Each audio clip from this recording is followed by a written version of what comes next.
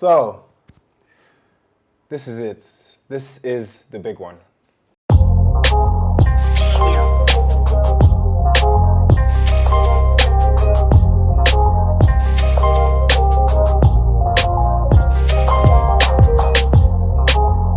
So right off the bat, right, there's not much of a discernible difference between the iPhone 11 and the iPhone 10.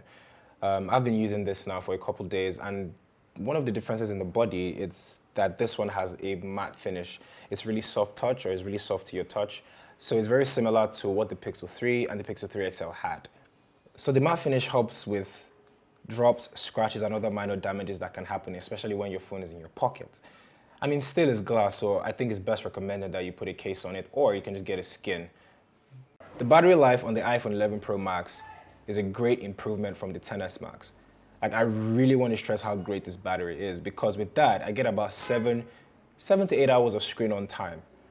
It's a crazy 3,969 milliamp hours, and Apple has really achieved this through removing 3D touch and replacing it with haptic touch. To be very honest, I've never really used 3D touch, nor do I really care about 3D touch. I'm just glad that I can get at least 5 more hours on the 11 Pro Max than my XS Max. The screen is a 6.5 OLED display, and it's called the Super Retina Display XDR. To be very honest, I don't know where they're getting all these names from, but okay. The phone outside is really brilliant. In bright spots or dark spots, you can see all corners of the phone, so you have nothing to worry about in terms of how bright it is or how not bright it is. Face ID has been improved. It's supposedly 30% faster and able to work from more angles, meaning you don't necessarily need to hold up the phone to your face for your phone to unlock. But for a couple of days that I've had the phone, I haven't really seen much of a difference in the unlock speed, so I can't really confirm how true that is. So the iPhone this year has been camera focused, right? And they've looked at what the competition is doing. They've looked at the Pixel phones, they've looked at the Samsung phones, they've looked at the OnePlus 7 Pro, and they've come out with about 3 cameras. They've come out with a primary 12 megapixel camera, the 2x telephoto lens, and the 0.5x ultra-wide lens. The new ultra-wide camera features a 120-degree field of view, allowing for better landscape shots and tight shots that are able to capture more without having to adjust the position of the iPhone. Side-by-side comparisons, you can see the difference between the 11 Pro Max and the XS Max. Now, these shots were with the primary lens, the telephoto lens, and the ultra-wide lens.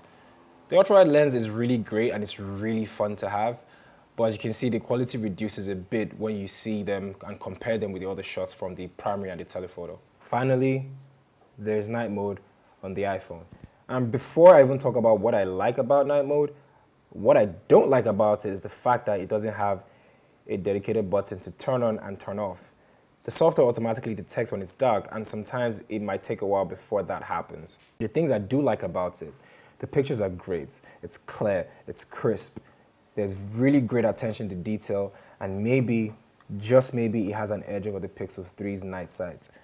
With all that being said, there's not much of a difference between the 11 Pro Max and the XS Max. It's the same notch, it's the same body, and it's really the same software experience. But the 3 things I would give the 11 Pro Max for are: 1, the battery is way better than before, it's faster, and the cameras are so good. But do you need an upgrade though? It's a great phone for content creators, it's a great phone for people that are into filming or vlogging, and if you're in that bracket, I think this is great for you. But if you're not, if you have the 10, the XS, or the XS Max, I think you should hold out a little bit, because by 2020, they're going to refresh the iPhone, they're going to give it a new look. And with that, the word Pro would come into play. So we'll probably have, say, a high refresh rate, we're going to have USB-C, we're going to have reverse wireless charging, and hopefully they'll actually put a dedicated button in their night mode. So yeah, let me know what you guys think. And if you're going to get the iPhone 11, the Pro, or the Pro Max, just drop a comment below. And if you're not going to get them, what are you expecting to see in the 2020 iPhone? And if you enjoyed this video, please give it a thumbs up and subscribe to my channel so you can get notifications on my next video.